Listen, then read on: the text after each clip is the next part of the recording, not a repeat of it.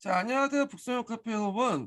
자, 오늘은 이제 교육과정과 역사 교육론 이론 파트 기출문제 분석 해설 강의를 하겠습니다. 그 관련된 이제 자세한 설명은 제가 이제 북소년 그 서브노트 강의 때 했고요. 여기에서는 이제 기출 문제를 풀면서 간략하게 이제 내용을 점검하는 그런 이제 그 강의니까 자세한 내용을 알고 싶으면 그 북소년 서브노트 경기도 서브노트 강의를 들어주시면 되겠습니다. 자, 그러면 관련된 내용을 시작할게요. 첫 번째 볼 게 시대 구분 논쟁이죠. 자, 이 시대 구분 관련된 내용이 이제 10년도 기출문제 나왔고 12년도 기출문제 나왔어요. 볼게요. 자, 다음 글의 내용에 부합하는 수업 전략을 가진 교사의 수업 내용이나 수업 방법으로 적절한 걸 보기 위해서 모두 고른 것은 이렇게 있거든요. 자, 시간 개념은 역사를 이해하는 데 유용하다. 시간 개념 없이는 시대의 전후계를 알기 어려우며 역사의 과정을 파악하기 어렵다. 따라서 역사가들은 역사를 시간적 변화에 따라 이해하고 각 시대를 인식한다. 역사 교육에도 이 시기구분을 통해서 학생의 역사 이해를 도울 수 있다. 야, 요 뒤에가 이제 핵심적인 내용이죠. 시대 구분을 이제 수업에 도입할 때 어떤 이제 특징들이 있나 이런 것들 내용인데 문제 풀어보죠. 자, 1번 기억 관련된 질문 볼게요. 김교사. 자, 역사에선 설명의 일반화가 필요하므로 역사의 다양한 개별 사실들 시대에 따라 일정한 범주 분류가 된다. 맞죠? 고대, 중세, 근대, 뭐 현대 이렇게 이제 분류하고 있고요. 그 다음에 니은을 보면 그 역사적 시간의 본질적 특성은 지속과 변화이며 역사적 시간의 시간적 계기성과 간접적 변화에 대한 인식을 강조한다. 시대의 변화의 어떤 특징이죠. 예. 그래서 우리가 그 고려 시대라고 하면 고려 시대가 금방금방 지나면 고려 시대 아니죠. 어느 정도 고려 시대의 특징이 지속적인 특징도 있죠. 그렇지만 그 안에 양적인 변화들이 좀 누적된 다음에 어떤 계기가 돼서 다시 조선으로 넘어가죠. 요 고려와 조선은 이제 단절돼 있죠. 요 계기가 이제 뭐냐 위화도 사건이죠. 자, 이런 식으로 시대 구분을 하는 거예요. 그 다음에 디귿을 보면 과거의 어느 부분이 그 내용이 현재적일 수도 있고 그다음에 현재 어느 부분이 그 어떤 의미에서 과거의 모습일 수 있다 이렇게 했는데 자 이거는 어떤 부분이냐 교훈의 역사와 관련된 거예요.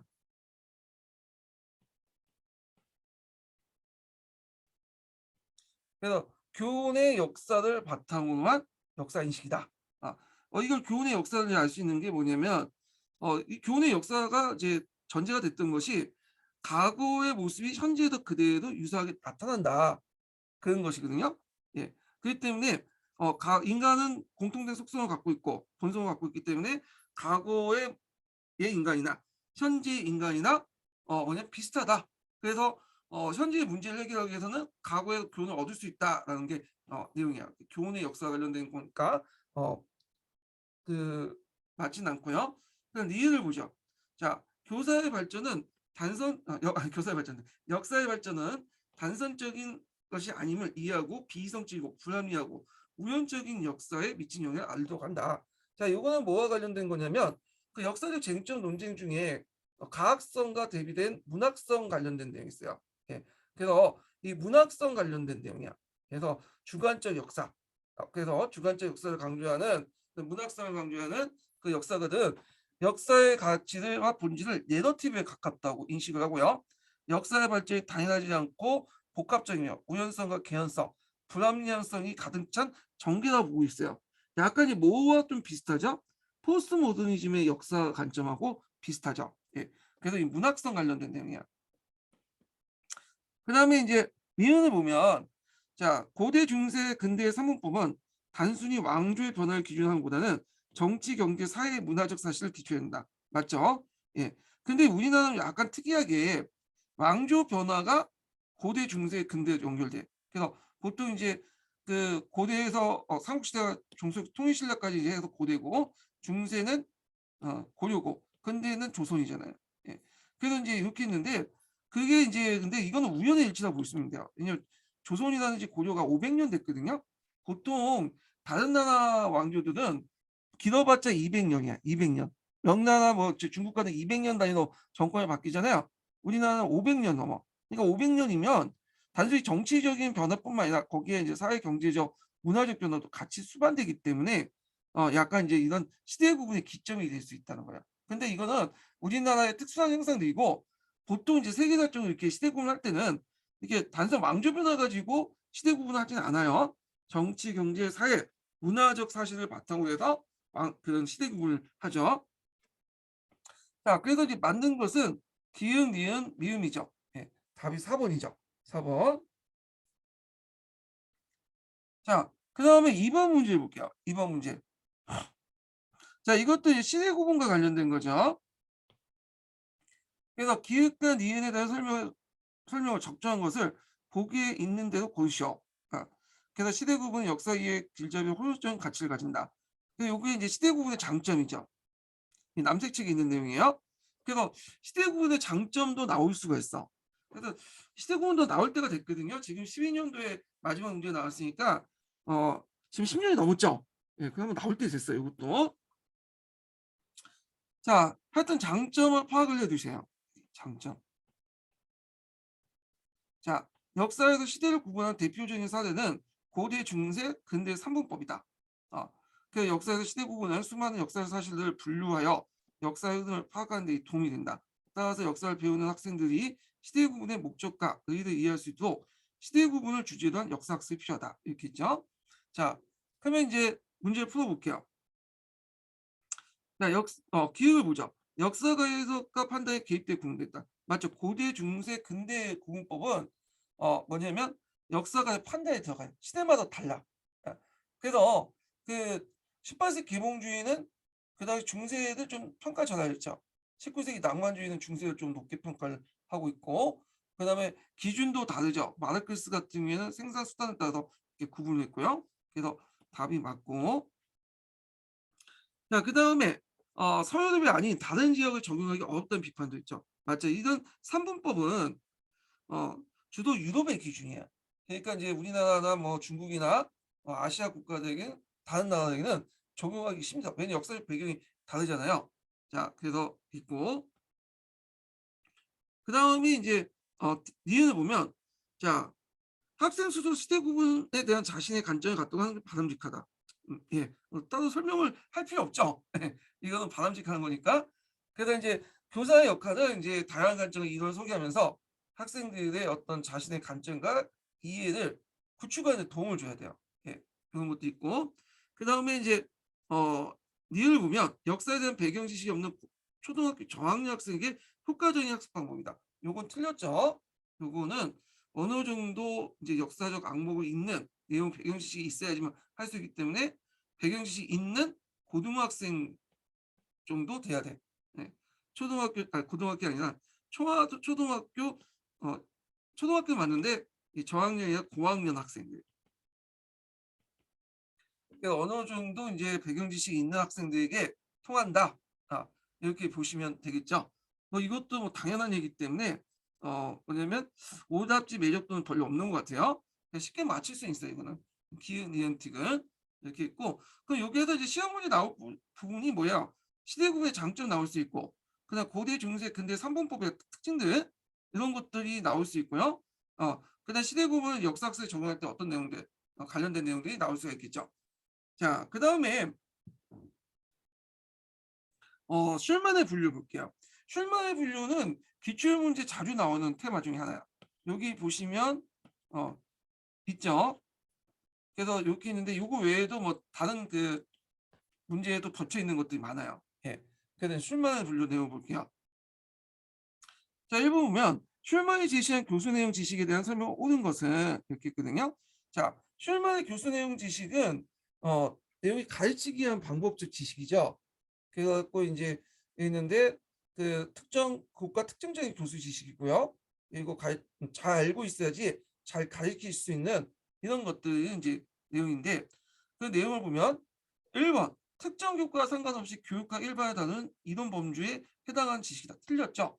그러니까 교수 내용 지식이니까 특정 교과와 관련이 없다고 생각하지만 특정 교과와 관련이 있어요. 슐만은. 음. 그래서 슐만이 한 말이 유명한 말이 있죠. 많이 알아야지 잘 가르칠 수 있다. 예. 그죠. 그래서 내용을 제대로 알아야지 제대로 교수 학습 방법이 나온다는 거야. 예, 이건 틀렸고. 자, 그다음에 대학에도 전공한 학문을 바탕으로 형성된 것으로 신임 교사가 지니고 있는 지식이다. 아니죠. 이거 경력교사야. 경험이 있어야 돼. 그래서 신임교사, 경력교사의 차이점은 신임교사나 경력교사는 해당 분야의 전공 지식은 가지고 있죠. 둘 다. 그렇지만 차이점이 뭐냐면 교수학습 방법을 가르칠 수 있는 교수학습 방법 차이가 나타나는데 가르치는 뭐냐면 기간이 다르잖아요. 경력교사는 되게 경험이 많잖아요. 그러다 보니까 아이들의 특성을 잘 파악할 수 있기 때문에 신임교사가 아니라 경력교사에서 나타날 수 있는 그 내용 지식이고요. 그다음에 3번을 보면 자, 교사가 학생들의 교과를 이해할 수 있게끔 제시하고 조직된 방식을 포함된 지식이다. 맞죠? 요거는요.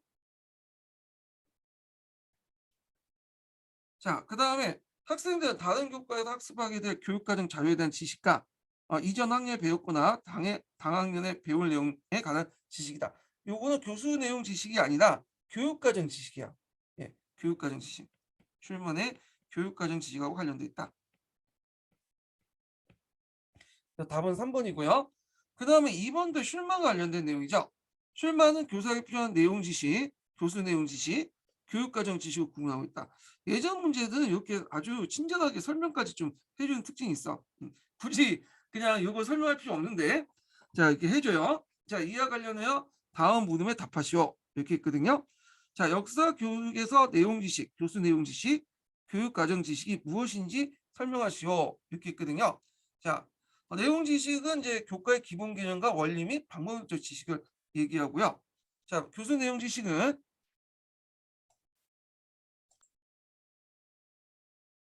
교수 내용 지식은 여기 이제 제가 이제 보면서 좀 설명할게요. 가르치기 위한 내용 지식으로 학생들에게 교과를 이해하게끔 제시하고 조직하는데 유용한 아이디어, 유추, 은유, 직유, 예정 등의 방식과 이를 이용한 지식 내용이고요. 특정한 주제를 쉽게 하거나 어렵게 만드는 것, 다양한 연령과 배경을 지닌 학생들이 가지고 있는 개념적 오해와 편견, 학생들의 인지 구조에 대한 이해에 대한 파악을 이제 말한다. 이렇게 있죠. 그다음에 교육과정 지식은 일정한 단계나 어떤 주제나 교과를 가르치기 위해서 고안된 일련의 프로그램과 관련된 교육과정 자료를 이용할 수 있는 지식을 얘기한다. 이렇게 이제 볼 수가 있어요. 자, 그리고 이제 두 번째 질문 있죠. 내용 지식, 교수 내용 지식, 교육과정 지식을 이용해서 경력교사가 초행교사 더 유능하다는 진술 정당화시켜 보시오. 이렇게 했거든요. 자, 요거는 이제 내용을 이제 보면 여기 있는데 일단은 이제 경력교사와 이제 신임교사의 차이점을 이제 보면 요거보다는 지금 설명하는 게 낫네. 경력교사는 상대적으로 초행교사보다 뭐가 많 교수 내용 지식이 많아요. 예. 그렇지만 내용 지식은 비슷하죠. 그리고 이제 교육과정 지식도 더 많고 왜냐하면 교수 내용 지식과 이런 것들 더 많을 밖에 없는 게 경험이 더 많잖아요.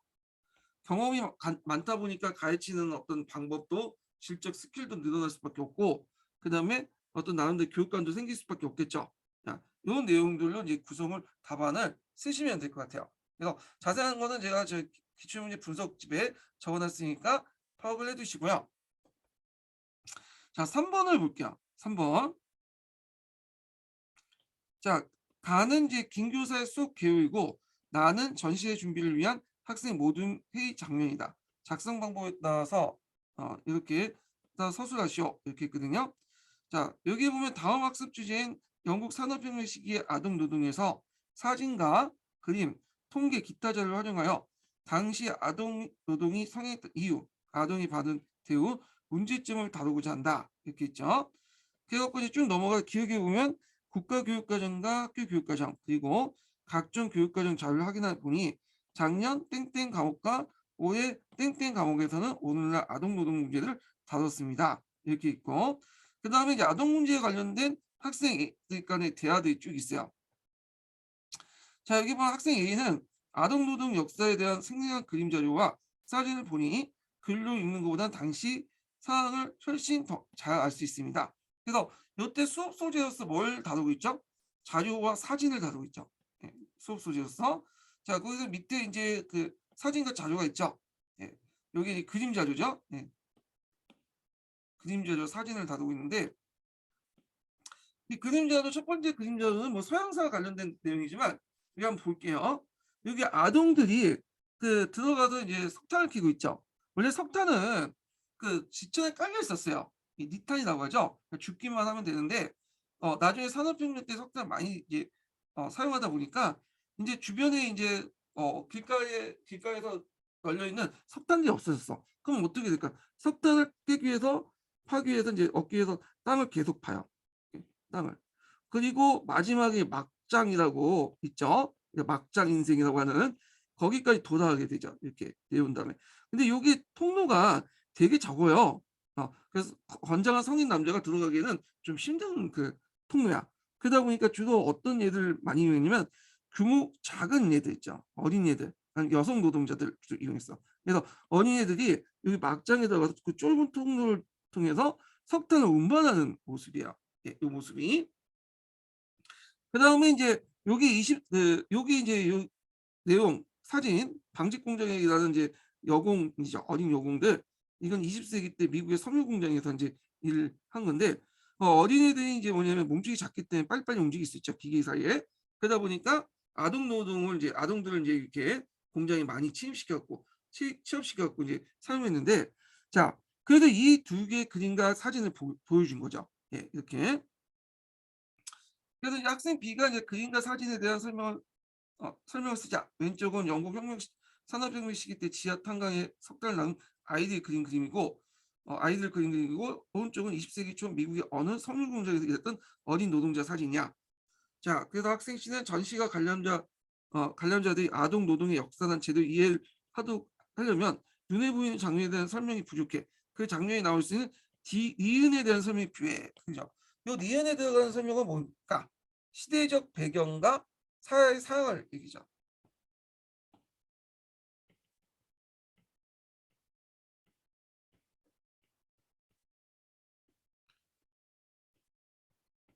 그래서 그 그림 자료와 사진 자료를 사용할 때 유의점 중에 하나가 교사가 이제 그 사진 자료나 그림 자료를 보여주고 시대적 배경이나 그다음에 사회적 상황들을 같이 부연 설명을 해 줘야 돼요. 예. 요 이제 뭐냐면 사진과 그림 자료의 유의점 관련돼서 예전에 시험 문제 나왔고요. 자 하여튼 시대적 배경과 사회적 상황들을 더 설명하려면 아동의 노동 역사에 대한 문헌사를 봐야 하지 않을까. 사회 중에서도 아동을 노동자로 고용했던 쪽의 기록도 있겠지. 그래서 학생 B가 선생님의 문헌사를 볼 때 조심할 점이 많다고 하셨어. 디귿의 아동을 노동자로 고용했던 사람들 기록 볼 때는 항상 자신이 분야한 내용을 일부 빠뜨리지 아닌지 탐정 같은 기분으로 들여다보는 거야. 자, 여기 핵심 키워드가 있죠. 탐정이 된 기분으로 들여다본다. 그래서 우리가 이제 썰렁온주가 되는 것처럼 그런 숨기고자 하는 것들을 들춰내서 봐야 된다는 거죠. 자, 이건 이제 와인버그의 발견법에서 뭐와 관련된 내용이요? 부재 증거 고조와 관련된 거죠.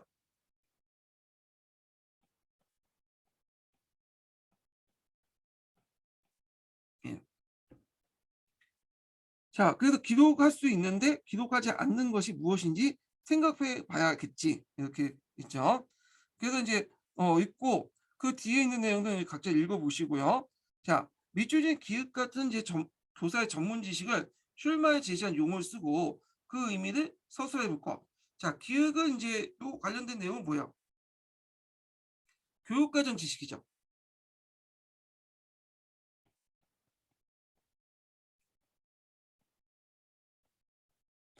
자, 교육과정 지식은 앞에서 언급한 것처럼 일정한 단계에서 특정한 주제나 교과를 가르치기 위한 교환된 프로그램과 그와 관련된 교육과정을 이용할 수 있는 지식을 말하죠. 예. 그래서 이제 요 관련된 내용을 쓰시면 되고요. 그리고 우리가 이제 교육과정 지식은 뭐 쉽게 뭐 칠자 교육과정, 개정 교육과정 이런 것들을 이제 얘기를 하는 거예요. 자, 그다음에 가로 안에 니은에 공통으로 들어갈 내용을 쓰고 썼죠. 이거 디귿의 같은 사고방식을 와인버그가 제시한 용어 쓰시오. 부재 증거 고려 이렇게 쓰시면 될 것 같아요. 자, 그래서 이제 문제 풀어봤고 사료 비판 관련된 내용을 볼게요. 자, 먼저 1번을 볼게요. 자, 이것도 이제 발견법과 관련된 내용이야. 자, 와인버그의 발견법이 왜 사료 비판과 관련됐냐면 그 발견법 자체가 사료의 부족한 부분을 채워나가는 과정에서 왜곡된 부분을 고쳐나가는 과정에서 할 수 있는 방법이기 때문에 그렇죠. 이 발견법이. 자, 그럼 내용을 보죠.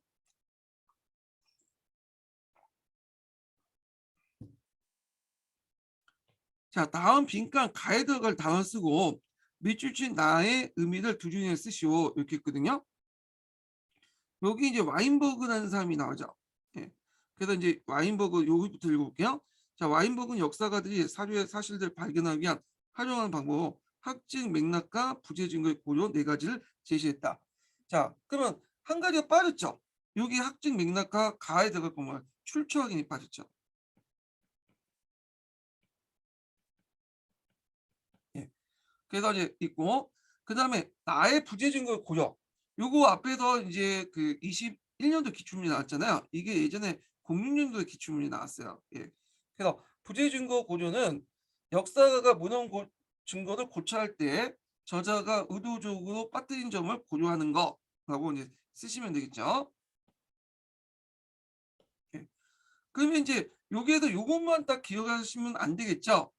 출처 확인이나 부재 증거 고려 확증 그다음에 맥락학 요 내용도 같이 기억을 해 두셔야 되잖아요. 그래서 제가 이제 기출문제 분석에서 적어 놨으니까 봐 두시고 자세한 내용 설명 강의는 제가 북소는 그 경기도 합격자 서브 노트 강의 때 했어요. 예, 요거 참조해 두세요. 자, 그다음에 2번 문제 보죠. 자, 이번 문제 보면 다음의 사유 비판과 관련해서 가상의 사항을 구성한 것이다. 자, 이와 관련된 물음을 답하시오. 이렇게 했거든요. 자, 13세기 후반에 육로로 원에 가서 17년간 중국에 머물다가 해로를 귀국한 마르코 폴로가 자신의 여행과 관련된 기록을 남긴 것이 최근에 발견되었다. 새로 발견된 자료들을 사료로 활용하기 위해서 역사관 사료 비판을 하였다. 먼저 이 역사가들은 인적 학문의 도움을 받아서 이 자료가 진본인가 원본인가 확인한다. 요걸 이제 무슨 거라고요? 외적 비판이라고 하죠. 외적 비판. 예. 자, 외적 비판은 사료 그 자체의 진위 여부를 가리는 작업이기 때문에 금속학이나 문자학, 계보학, 연대학 같은 인적 학문의 도움이 필요해요. 예. 그래서 이제 사료가 담고 있는 내용의 의미를 검토하지 않기 때문에 포면 그 외적 비판을 한다 이렇게 보시면 돼요. 자, 그 다음에 계속 읽어볼게요.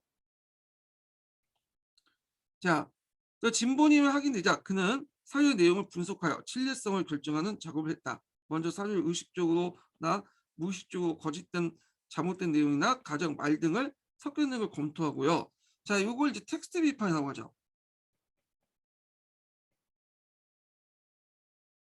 다음으로 사료에 나타나 있는 문장의 진정한 의미를 파악하기 위해서 단순히 문장에 함축하고 있는 의미를 해석하는 걸 넘어서 당시 사회 문화적 환경을 고려해서 광범위하게 다양한 의미를 찾아보고자 했다. 자, 이걸 이제 무슨 비판이냐? 문맥 비판이라고 하죠.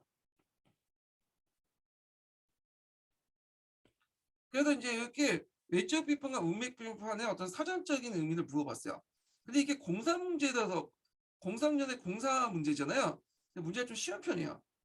뒤에 이제 전공 문제 보시면 알겠지만 단순히 요런 사전적 개념을 물어보는 게 아니라 그 사전적 개념하고 역사적 사례를 적용하는 문제들이 많이 나오거든요. 자, 그다음에 이제 또 보면 서류학습을 탐구식으로 진행할 때 니은을 수행하는 단계를 쓰시오. 예전에도 말했지만 서류학습하고 탐구학습은 거의 동일하게 진행을 하죠. 그래서 보통 교수학습 방법으로서 서류학습할 때는 탐구학습 방법을 자주 이용해요. 예, 지식의 가정을 이제 강조하다 보니까 여서 연결시켜서 이제 하게 되는데 그러면 탐구학습의 절차를 좀 파악을 할 필요가 있겠죠. 자, 일단 탐구학습의 절차는 문제인지, 그다음에 가설 설정, 그다음에 자료 수집 및 분석, 그다음 가설 확인, 예, 그다음에 검증이죠. 그다음에 결론 및뭐 일반화 뭐 이렇게 볼 수가 있죠. 근데 요 내용을 보면 자, 니은의 사료에 나타나 있는 문장의 진정한 의미를 파악하기 위해서는 단순히 문장에 함축되고 있는 의미를 해석한 걸 넘어 당시 사회 문화적 환경을 고려해서 강국의 다양한 의미를 찾아보고 있다. 사료 비판 관련된 내용이죠. 네. 그래갖고 이제 요게 그 니은에 수행하는 단계 두 가지 쓰고 있으니까 일단은 뭘 써야 되냐? 자료 수집과 분석 단계를 해야겠죠. 일단 이거는 기본적으로 들어가야 되고 그 다음에 들어갈 게 가설 확인이야. 네. 그리고 두 가지 쓰시면 되고 요 사료 분석 비판 단계를 확인하는 단계 관련된 문제는 뒤에 탐구학습 방법 관련된 문제 나올 때 나왔어요. 예, 그래서 어떤 그 문제는 자료 수집과 분석 관련된 내용에서 체크하는 내용이 있고 또 어떤 문제는 가설 확인, 검증 단계에서 체크하는 부분이 있어. 그래서 자료 수집 분석과 가설 확인 이 두 단계를 쓰시면 돼요. 이게 사료 비판 관련된 내용이죠. 자, 그 다음에 이제 3번 문제 보죠. 3번 문제. 자, 3번 문제는 신문호출 기사 관련된 거예요. 그래서 1번 애들이 신문호출 기사 부분 가지고 해석하는 과정에서 왜곡 해석해서 임나일본부의 근거를 썼죠. 예. 그래서 관련된 내용은 뭐다 아시겠지만 여기서 일단 역교동 관련된 문제이기 때문에 요거 뭐 각자 해석하시고 내용을 볼게요. 자, 사료 비판은 크게 외적 비판과 내적 비판으로 나눌 수 있다. 위전에 외적 비판하시오. 이게 너무 황당했어. 외적 비판은 이제 아니 외적 비판이 아니라 그 밑에 이제 황당한데 이게 황당해. 2번 문제가 황당한 건데 잘못만 했어요. 일단 외적 비판이라는 것은 뭐냐면 이제 앞에서 원사료 진위 여부를 가리는 작업이죠. 그리고 원저작자의 보존 상태 이런 것들을 이제 하는 건데 신문일주 기사가 이제 문제됐던 게 뭐냐면 도해파의 주체 관련된 내용 중에 어, 바다를 걷는 주체는 이걸 제대로 하려면 이런 글자들이 알아야 되는데 이게 마모됐어요. 이게 땅땅땅 이게 글자가 없는 게 아니라 오랜 시간 동안 마모된 글자들이야. 이걸 밝혀내겠죠. 그래서 이제 이걸 밝혀내려는 그 분석이 외적 비판이야. 그래서 이걸 이제 보면 글자의 판독이 어렵다.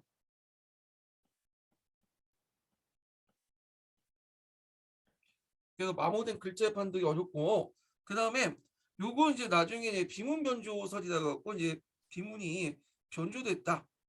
그래서 그 당시 일본군 그 장교에서 비문이 변조돼서 마치 일본이 건너와서 뭐냐면 백장과 신라를 자기 속고 삼았다는 식으로 왜곡해서 가는 기반이 되었다. 이렇게 있죠. 비문 변조를 밝혀내는 거죠. 예, 뭐 이런 것들 쓰시면 되고 그 다음에 위의자를 내적 비판을 파악할 점을 두 가지 쓰시오 이렇게 있는데 이 내적 비판이 크게 두 가지가 있잖아요. 문맥 비판하고 텍스트 비판 있죠. 근데 이건 내적 비판한 게 좀 황당했는데 그때 너무 광범위하게 물어봤어요. 예. 그래서 이제 뭐 각국의 발달 단계를 파악해야 된다. 당시 국제 관계를 파악해야 되고 그다음에 뭐 텍스트 비판 같은 경우에는 백자이나 말 자체가 무슨 의미예요? 백제를 낮춰서 말하는 거죠. 좀 비하된 표현이죠. 예. 그래서 이런 것도 이제 파악하고 등등등 여러 가지 이제 답이 나올 수가 있어. 답이. 그래서 이게 요구하는 답이 정확히 모르지만 일단 뭐 문맥 비판에서 하나 쓰고 테스트 비판에서 하나 쓰고 두 개를 요구하는 것 같은데 정확한 답은 잘 모르겠어요. 예. 너무 답안을 넓게 뒀어. 예. 이게 03년도 기출 문제 보시면 좀 답안이 명확하지 않은 게 많아요. 예. 문제도 이상한 게 좀 많고. 자, 하여튼 이렇게 있고요. 그 다음에 4번을 보죠. 자, 여기는 이제 한 학생이 사료학습 A 사료를 보고 B처럼 해석했다. 자, 교사는 이 학생들의 사료학습 해석 과정에서 문제가 있음 말고 시와 같이 지도해줬다. 가와 나에 적합한 내용을 쓰시오. 이렇게 있거든요. 강화도 조약이 나오죠.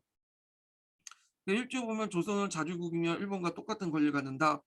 등등 이런 내용인데 자, 학생이 이제 답변했어. 1조의 내용을 보아 당시 일본은 조선을 대등한 국가와 존중하는 마음을 갖고 있다.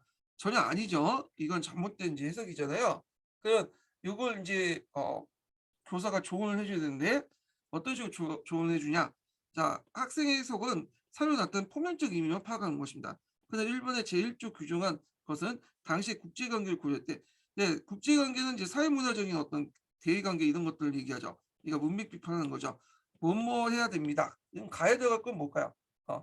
그것은 그냥 한국사 시간에 끌어다 쓰시면 돼요. 이거는 청의 종주권을 부정하고 일본의 침략 원화를 위해서 이 조선을 자주국이라고 얘기한 거고 자 이렇게 사료를 해석할 때 포면적 의미를 파악하면 그치지 않고 나를 해야 됩니다. 당시 전반적인 국제관계 상황을 파악해서 문맥의 진짜 의미를 파악이 된다. 그래서 요거는 요거 적용하는 관련된 내용을 쓰시면 되고요.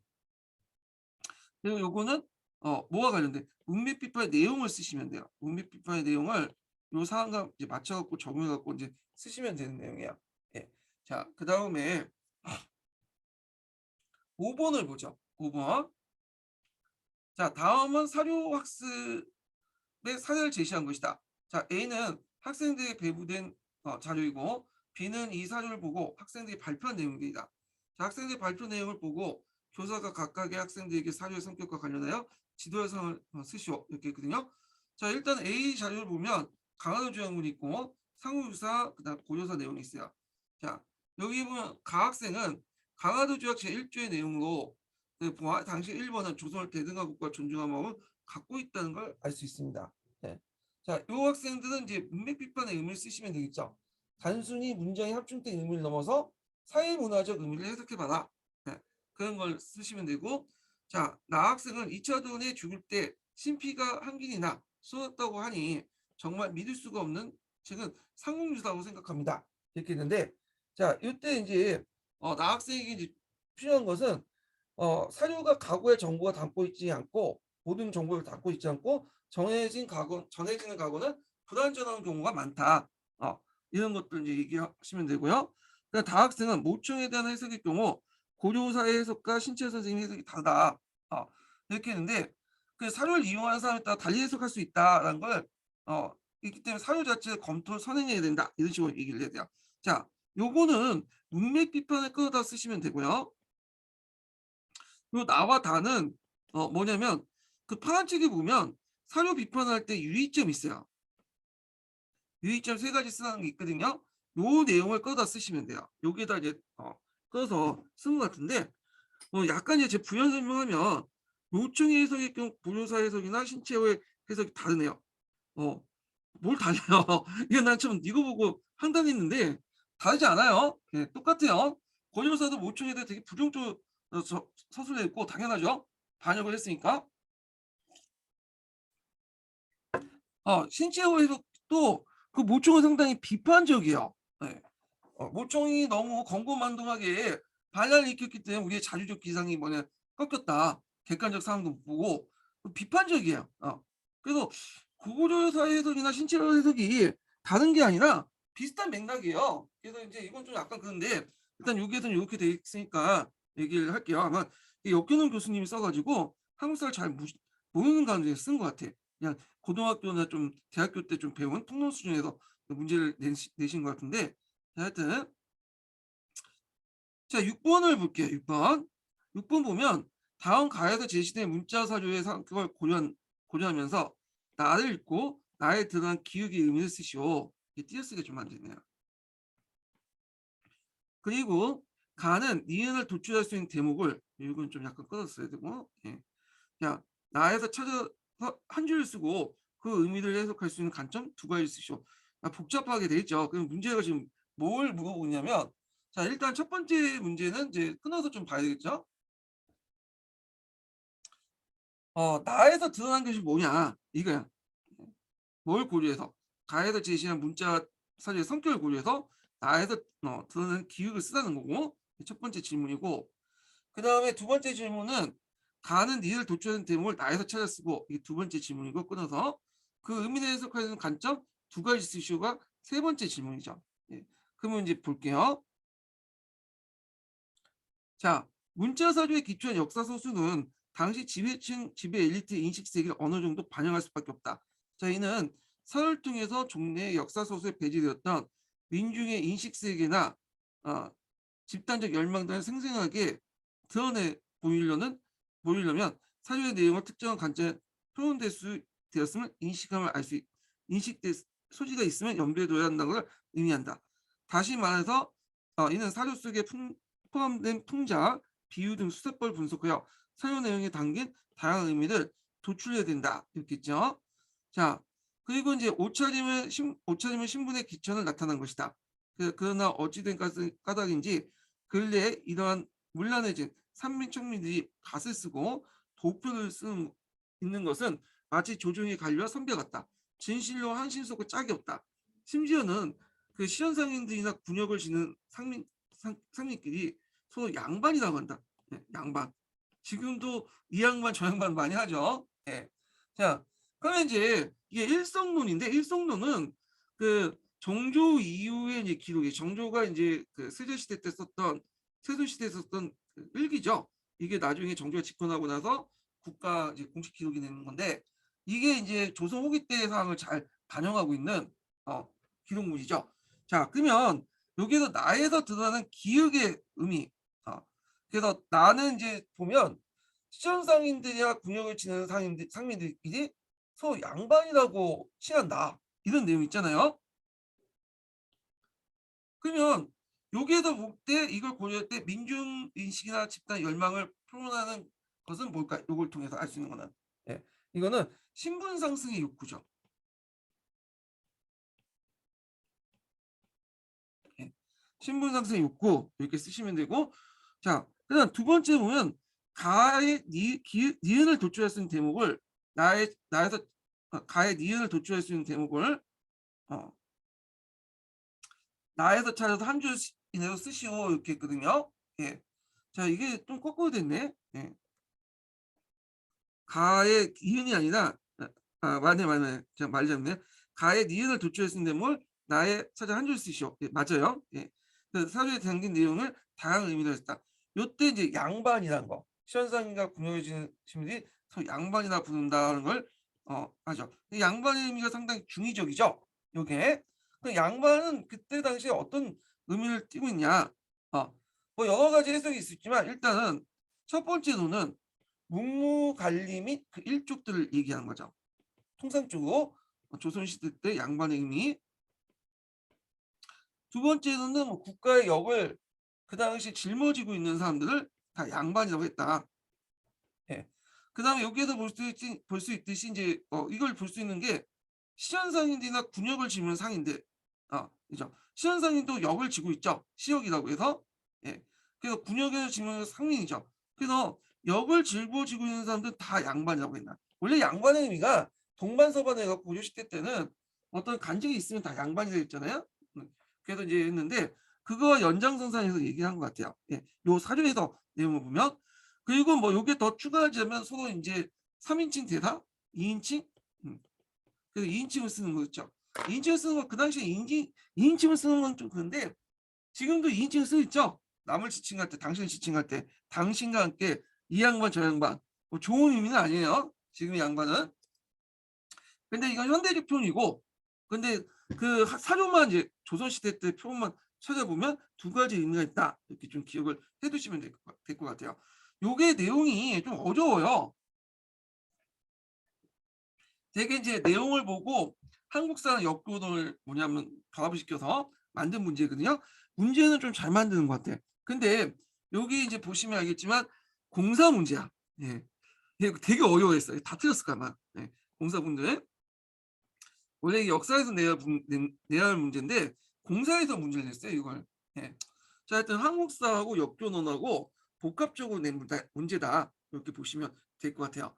자, 그 다음에 이제 7번 문제 볼게요. 7번. 자, 7번도 이제 그 뭐냐 사회 비판 분석 관련된 내용인데 볼게요. 자, 교사가 제시된 A 자료를 보고 어느 학생이 B와 같이 해석하였다. 자, 이 학생은 가사료의 비판이 어떤 측면을 제대로 수행하지 못하는 건지 쓰고 나에서 A 자료에 대한 올바른 사회 비판을 하기 위해서 어떤 점을 반드시 고려할지 한 줄을 쓰시오. 두 개를 물어보고 있죠. 네, 이렇게 두 개지. 첫 번째 질문은 이 학생이 가사료 비판에 어떤 측면을 제대로 수행하지 못하는지 이렇게 보는데 자 여기에서 이제 가사료인데 이게 가사료가 아니라 문맥상 이제 A 사료라고 났죠. 네, A 사료 이렇게 답도 좀 고쳐주세요.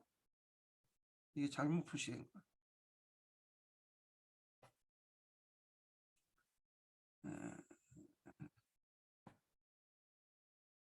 A 사료 이런 식으로 해야지 맞죠? 네. 자 그래서 이제 그 잠깐만 제가 말 잘못했네요. 네. 그때 제가 이걸 이런 식으로 A사유 가사료 맞아요. 예. 고치지 마세요. 예, 죄송해요. 예. 제가 이거 잘못 찾고 그랬어. 그 여기에서 가와 나라는 표시가 지금 어떤 의미냐면 요걸 얘기하는 게 아니라 그냥 요거는 의미 없이 이제 첫 번째 질문, 두 번째 질문 요렇게 표시해 놓은 거야. 가질문, 나질문 이렇게. 그때는 되게 친절하게 이렇게 해 놨거든요. 예. 그래서 그렇게 보시면 돼요. 그래서 첫 번째 질문이 가고 두 번째 질문이 나라는 의미예요. 예. 그 당시에. 그래서 사유 비판의 어떤 측면을 이제 제대로 수행하지 못했는가. 자, 여기 보면 이제 사이토의 인제 내용을 보고 그때 뭐 총 20년에 사이토는 1920년에 문화 통치를 했던 인물이에요. 그 사람이 와 가지고 뭐 "우리가 너희들과 같이 인제 동등하게 해 갖고 대해 주고 너희들 위해서 정치해 주겠다." 막 이렇게 하니까 그 학생들이 그 학생이 해석을 보면 "사이토의 총독의 부임으로 이제까지 강압적인 무단 통치가 끝나고 우리 민족은 이전과 비교되지 않을 정도로 자유와 권리를 보장받았으며 머지않아 지방자치도 실시될 수 있다고 생각합니다." 약간 이제 순진한 건지 아니면 오늘 일비의 원조인지 잘 모르겠는데 그 잘못된 해석이죠. 그러면 요 학생들이 인제 사회 비판의 어떤 측면을 제대로 수행하지 못한 거예요. 사료에 나타나 있는 진짜 의미를 파악하지 못하는 거죠. 예. 사 사이토가 우리나라를 위해서 그 얘기는 아니죠. 그 당시 삼일운동이 일어나고 그 당시 무단 통치에 반발이 많으니까 그거에 대해서 무마시키는 측면에서 이제 문화 통치를 실시하고 그 시한으로 그 A 사료에 있는 내용을 얘기한 거잖아요. 그러니까 사료에 나타난 진정한 의미를 의미하지 파악 문맥을 진짜 의미를 파악하지 못했다 쓰시면 돼요. 그러니까 문맥 비판 내용을 쓰시면 돼요. 자, 문맥 비판 내용을 이렇게 쓰시면 되고요. 지우고 그다음에 두 번째 질문 볼게요. 나 질문 두 번째 질문. 그래서 A 사료에 대한 올바른 역사회 비판을 하기 위해서 어떤 점을 반드시 고려해야 된다. 어떤 점은 그 당시에 사회문화적 환경을 유의해야 되죠. 예. 요것도 문맥 비판. 그 잘못된 점과 그다음에 그 고쳐야 할 점들은 다 문맥 비판의 내용을 쓰시면 된다. 이렇게 보시면 되고요. 자, 그다음 8번 볼게요. 8번. 8번은 예전에 나왔던 그 내용이죠. 94년도에 나왔던 기출문제인데 그 내용을 내적 비판에 해당하는 것은 이렇게 있죠. 자, 사료의 저자의 진실성을 말하는 거다. 이거 맞죠? 사료의 저자의 진실, 저자의 어떤 저자나 작가를 확인하고 그런 등등을 아니 저자의 어떤 그 진실성, 신뢰성을 가지고 있는 내용은 내적 비판이야. 내적 비판 중에 어디에 속할까요? 텍스트 비판과 소극적 의미의 비판에 속하죠. 텍스트 비판에 속한다. 자, 그다음에 2번, 3번, 4번은 이거는 외적 비판이에요. 그래서 사료가 작성 당시 어떤 상태였는가, 그리고 사료가 어디에서 나왔으며 훼손된 것이 어딘가, 사료의 저자는 누구이며 그것은 언제 줬는가. 자, 이런 거는 포면적인 외적 비판 관련된 내용이에요. 사료의 진위 여부와 관련된 이거 외적 비판 관련된 내용이니까 이렇게 기억을 해두시고, 그래서 공부해 두실 때 외적 비판과 내적 비판의 의미, 그 다음에 문맥 비판의 의미, 그 문맥 비판의 어떤 역사 사료를 적용할 때 어떤 그 내용들 이렇게 해서 좀 정리를 좀 해주세요. 예, 파란 책에서 있는 내용을. 자, 그다음에 9번 문제도 볼게요. 이것도 사회 비판 관련된 문제인데 04년도 2차 문제에 나왔던 거예요. 자, 박 교사는 사료 가와 나를 학습자로 활용할 경우에 그 다음과 같이 이제 전개했다. 그래서 물음에 답하시오 이렇게 했거든요. 자, 일단은 이제 그 여기 보면 사료 가와 이제 학습자 나가 있는데 그 사료 그 학습자도 나는 가는 이제 없죠. 이건 편집 과정에서 좀 빠져 있는 내용인데 하여튼 볼게요. 자, 수업 사항을 보면 일제강점기 때 국내에서 다양한 민족 운동을 벌여졌어요. 선생님이 지금 나눠준 자료는 일제강점기 어느 민족 운동과 그 이후 일본 통치 방식에 관한 사료입니다. 자, 일반적으로 사료를 자료로 활용할 때는 사료 자체에 대한 검토가 이루어져 있죠. 왜냐하면 요 기억에 들어갈 건 뭐냐면 이제 그 뭐냐면 사료를 비판할 때 유의점.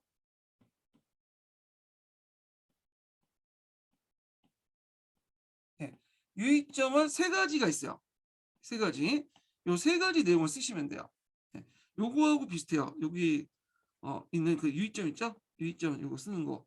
그래서 요걸 쓰면 자, 거기 보면 이제 사실과 견해를 혼용한다는 거.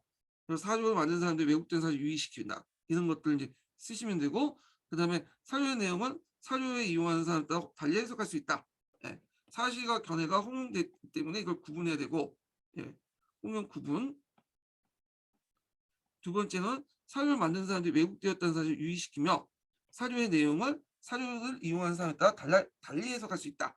그래서 사주 입판의 유의점 세 가지 파란 책에 있는 내용 이거 쓰시면 될 것 같고요. 자, 그 다음에 이제 넘어가서 또 문제 풀어보면 그 나에서 이제 A 사주 이거 여기죠 여기 잠깐. 네. 자, 두 번째 질문이 뭐냐면 여기까지 기어 들어가는 내용이고 여기 그 설명에 근거하여 사주 나의 내용을 비판적으로 검토해 보시오 이렇게 있거든요. 자, 여기 이제 그 나와 관련된 내용은 뭐와 관련된 거냐면 앞에 언급된 사이트 내용이에요. 사이트가 문화 통치하겠다 그 내용이거든요. 그러면 그 비판적으로 검토하면 이 문화 통치가 제대로 됐는가라는 한국사 지식이 필요하죠. 문화 통치의 허구성 이런 것들 비판적으로 적어놔야겠죠.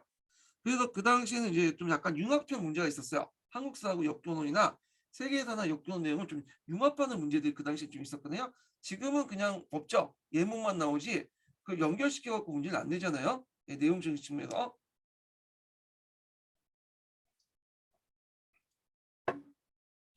자, 여기 이제 그 검토 내용을 보면 실질적 조순인 관련 임명은 별로 없었다.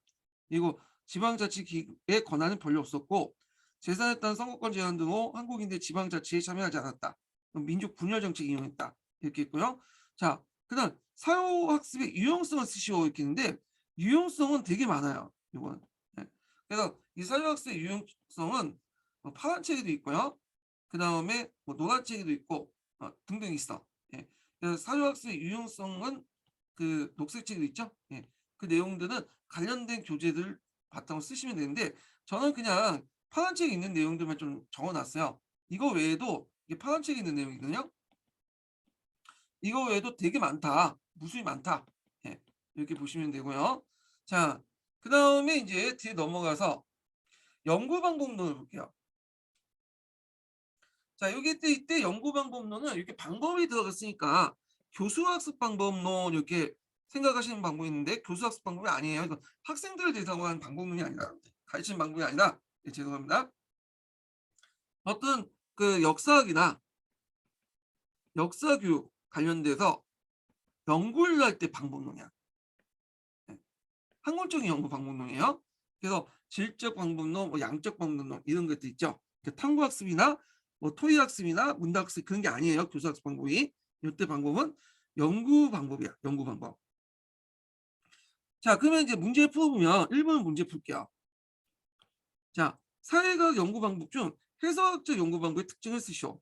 자, 해석학적 연구 방법은 양적 연구 방법이 아니라 뭐야? 질적 연구 방법이죠. 예. 그래서 양적 연구 방법은 자연과학적 연구 방법에 따르 비슷하게 이제 따르되 주된 목표는 인간관계를 이제 규명하는 거잖아요.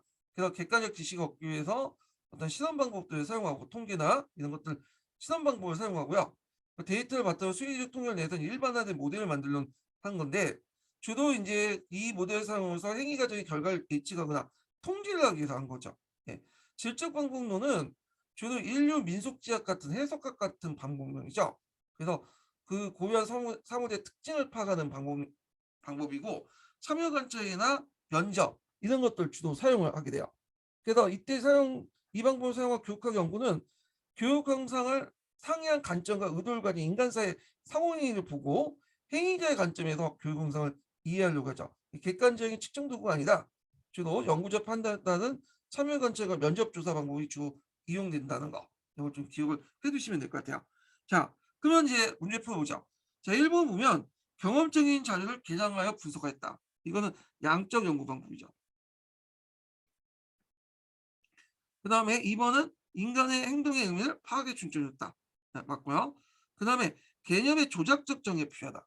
여기 약간 조작적 정의가 있는데 이게 조작이라고 할 때 우리는 뭔가 왜곡시키고 번역한 거 그런 걸로 생각을 하는데 그런 부정적 의미가 아니라 그 국어사전을 찾아보면 이렇게 돼 있어요.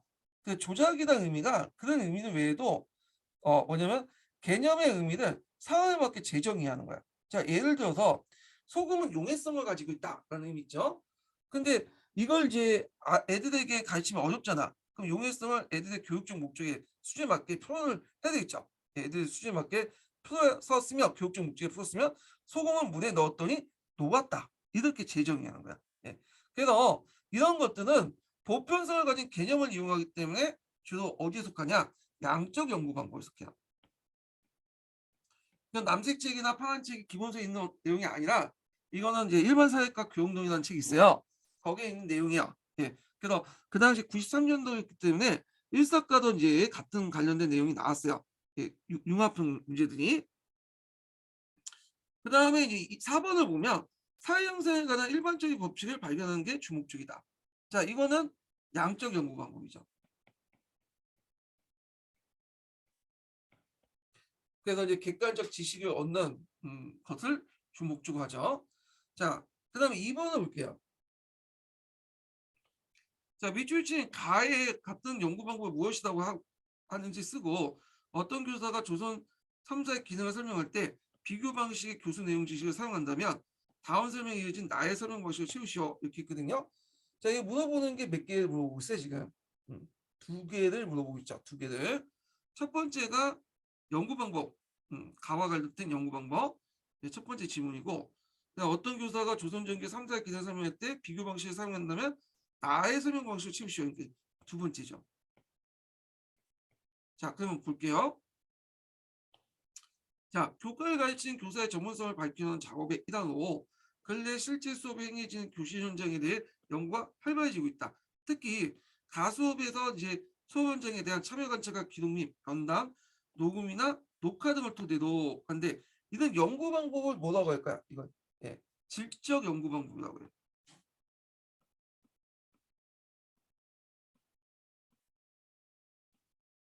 그 다음에 또는 현장 연구라고 하죠. 현장 연구. 둘 중에 답이 하나인데 둘 중에 하나 답일 거예요. 질적 연구나 현장 연구 이렇게 보시면 돼요. 예. 근데 이제 이게 질적 연구가 좀 안 되는 이유가 있는 게 제가 이제 그 현장 연구를 적어 놓은 게 뭐냐면 그 뒤에 질적 연구가 관심을 끌고 있다는 거죠. 예. 그러니까 이제 이 질적 연구가 나왔으니까 요거 비슷한 것은 수업 현장에서 하는 거니까 현장 연구가 되겠죠. 예. 그래서 답은 둘 중에 하나지만 이 현장 연구가 좀 유력해요. 이게 여기 뒤에 질적 연구가 나와 있고 수업 현장을 강조하다 보니까 현장 연구가 나와 있고 그렇지만 혹시 몰라서 제가 그 따옴표로 바로 이 질적 연구 방법을 적어놨어요. 여기. 자, 그 다음에 이제 여기에도 있고 여기에도 이제 그 두 번째 질문은 조선전기 3사 기능을 설명할 때 비교 방식을 통해 교수 내용 지식을 이용한다면 나의 설명 방식을 채우시오 이렇게 있죠. 그래서 교수 내용 지식에는 유추, 비유, 대조, 비교, 예진 같은 여러 방식인데 비교를 사용했다는 비교.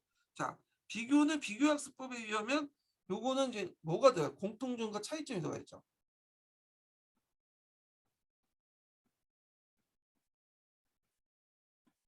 예. 근데 공통점을 쓰려고 하니까 전혀 공통점을 못 써. 그래서 이게 비교학습을 쓰라고 했는데 이게 아무리 제가 머리를 굴려도 조선시대 3사하고 고려 3사는 완전 다르잖아요. 이 계통이. 조선시대 3사는 그 언론 계통이고 고려 3사는 재정 관련된 내용이잖아요. 근데 이게 안 맞는 거야. 이게 교집합이 이게 맞아야지 뭐 비교를 하든지 말든지 할 텐데.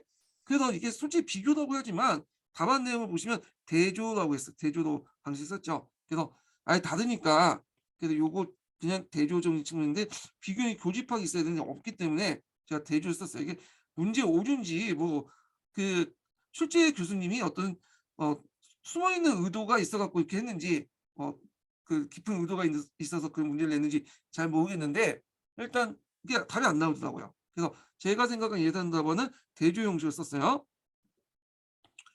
자, 그래서 조선의 3사가 언론의 관찰 기능을 수행하는 데 반해서 고려의 3사는 정부의 화폐와 곡식 출납 및 회계 사무를 관장한 재정기관이었다. 뭐 이렇게 썼어요. 예. 자, 그래서 이제 이렇게 있고 그다음에 3번 문제 보죠. 3번 문제는 연구 방법론과 교수 내용 지식 그다음에 또 아까 교사의 인지의 특성과 관련된 내용들이 복합된 문제들이야. 예. 자, 그래서 예전에 객관식 기출 문제 때는 이렇게 복합적으로 좀 넓은 범위에서 냈어요. 예. 그래 갖고 인제 있는데 어 아이고 이게 출석 체크인데 다 녹음이 되는데 예. 나중에 얘기해 드릴게요 그건. 자, 그러면 이제 문제를 풀어 보면 자, 학교나 교실 현장에 관심을 가지고 있는 현장 연구에서는 다양한 연구 기법을 활용했다. 예. 그 현장 연구 기법은 질적 연구 방법이나 그다음에 양적 연구 방법 등등 있죠. 그럼 기억을 보면 자, 여기에서 이제 새로운 학습 자료를 개발하고 수업 연구를 구현하는 거 이들 수업 문제에 적용하는 실천적 연구다. 예, 맞죠? 그래서 현장 연구의 특징이 실천적 연구야. 파란 책이 있죠? 그래서 교사가 이론을 해서만 끝나는 게 아니라 이론을 행동을 통해서 교실 현장에 적용되는 거죠. 그게 맞지 않으면 또 피드백 받아 갖고 다시 이론을 고치고 순환적인 구조를 가지고 있죠. 예. 요게 맞고요. 그래서 인제 있고 현장 연구가 진척되면서 근래에는 양적 연구 방법보다는 질적 연구 방법을 선호하거나 두 가지를 혼용하는 연구자가 늘어났다. 그러면 니은을 보면 양적 연구 방법 볼게요. 자, 양적 연구는 자연주의 연구 방법을 하며 연구자가 교사와 면담하면서 얻은 자료를 해석하여 교육 형상을 이해한 것이다. 자, 여기까지는 뭐 이게 틀렸다는 거 알 수 있죠. 여기까지는 이제 면담이 나오고 이해가 나오고 하니까 이건 질적 연구 방법이죠. 근데 여기에도 약간 혼란할 수 있는 부분이 있어요. 자연주의 연구 방법. 자연주의 연구 방법이면 우리가 이제 자연주의? 아 이거 양적이 아니야? 자연과학하고 연결돼서 그렇게 생각하시는 분인데 요때 자연주의라는 것은 자연과학의 자연이 아니라 자연은 스스로 자체 그런 연자, 스스로 그럴 뿐이다. 그러니까 이게 말인데 스스로 뭐냐 자연스럽게 하자. 그런 의미야. 우리가 생각하는 그 자연주의, 자연과학의 의미에서 자연이 의미가 아니라 자연스럽게 하는 게 자연주의야. 그러니까 자연스럽게 할 때 자연 있잖아요. 네, 그 의미예요. 그래서 자연스럽게 그 참여해서 면담하고 참여하고 관찰해서 얻은 결론을 바탕으로 한 거죠. 이게 그래서 자연주의 연구 방법은 질적 연구 방법이에요. 예. 그래서 요 자체가 질적 연구 방법이다. 이렇게 보시면 되고 자연주의 연구 방법에서 이제 양적 연구 방법은 아니다. 예. 개념상 혼란을 일으키지 마시라는 거죠. 그다음에 여기 질적 연구 방법인데 자, 행동주의 연구 방법이라면 연구자가 수업 현장에 나가 수집된 자료를 통계 처리하며 교육 영상을 설명하는 거예요. 통계 처리. 그다음에 행동주의 연구 방법. 자, 이건 뭐냐면 양적 연구 방법이죠. 그 앞에서 언급한 것처럼 양적 연구 방법은 통계나 실험 등을 통한 축출한 데이터를 바탕으로 수량화 작업을 통해 법칙화시키는 게 주 목적이거든요. 그래서 실증 연구라든지 행동주의 연구, 과학적 연구, 실험 연구 이런 것들이 다 양적 연구 방법이야. 예. 그래서 이걸 통해서 이 법칙성을 이제 추구하는 것들이죠. 그래서 틀렸고 자, 그다음에 인제 여기에서 니은을 볼게요. 니은을 보면 실제 교육 과정 시기에서 교수 내용 지식과정이죠. 그 중학교 1 학년에서 2 학년 사 중학교 1 학년과 2 학년 사이에서 사회 세계사, 중학교 2 학년 3 학년 국사에서 형성한 것을 아는 거다. 이렇게 있죠. 요거는 이제 국사라고 했는데 이건 7차 교육 과정, 개정 교육 과정이 아니에요. 자, 요걸 아는 거는 뭐와 관련된 거야 이거는. 예. 이거는 교수 내용 지식하고는 상관없고 교육 과정 지식과 관련됐죠. 21 년도에 나왔던 교육 과정 지식과 관련돼 있고요. 그다음 미은을 보면 자, 역사 교사의 인지적 특성이 있어요. 인지적 특성. 그래서 제가 이제 그 수업할 때 관련된 내용할 때 인지적 특성의 요소들을 꼭 외워 두시라고 했죠. 이게 여기에서 시험 문제 나왔기 때문에요. 그러면 볼게요. 자, 인지적 특성을 둔 게 역사 교과에 대한 지식, 역사 교사의 가치관 성향, 그다음에 학생에 대한 이해 태도 이렇게 있는데 어느 게 안 들어갈까요? 자, 갈색지 보면 역사 교과에 대한 지식이 있고요. 그다음에 학생에 대한 이해 태도가 있어요. 뭐가 빠졌냐면 그 역사 교육사의 가치관과 성향이 빠졌어요. 이건 없어요, 갈색지게. 음. 그래서 틀린 거야. 이게 없어. 어떤 분이 그걸 제가 설명하니까 따지시더라고요. 어. 그거 왜 이게 역사 교사의 가치관과 성향도 교사 역사 교사의 인지의 특성에 들어가지 않느냐 따지신 분도 있는데 그건 제가 할 말이 없죠 이거는요. 왜냐면 이거는 답이 이미 나왔던 거예요. 그 09년부터 14년까지는 뭐냐면 답이 나왔던 거예요. 예. 그래서 여기 답이 오답으로 맞는 건 일본어로 돼 있고 이게 오답으로 돼 있는 거야. 예. 그리고 저는 그거 맞춰서 설명하는 거예요. 그리고 갈색지에 이 내용이 없어. 어. 이거 저한테 따지는 게 아니라 출제자나 갈색지 저자한테 따져야지 이거는. 예.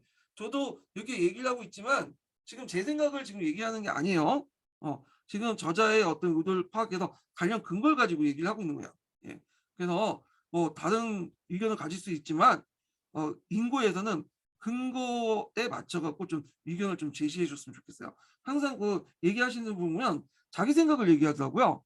그럼 내가 뭐 얘기할 게 없어요 그거는. 예. 자 그러면 이제 두 번째 인증번호 알려드릴게요. 두 번째 인증번호는 71번이야. 두 번째 인증은 71번입니다. 그리고 사학사인데 이 사학사는 좀 쉬었다가 진행을 하겠습니다.